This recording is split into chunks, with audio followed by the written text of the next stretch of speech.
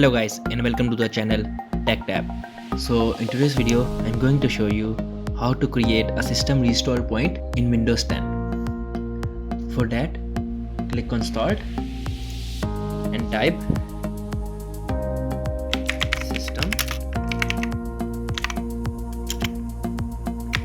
restore. Click on this option that says create a restore point.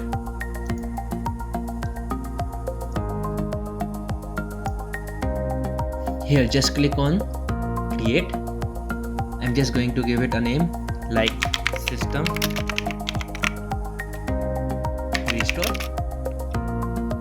and just click on create. Give it a moment.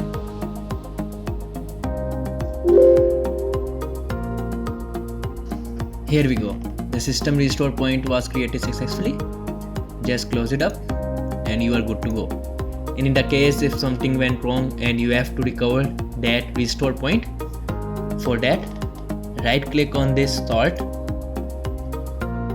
and go to run and type this command restRUI.exe and click on OK.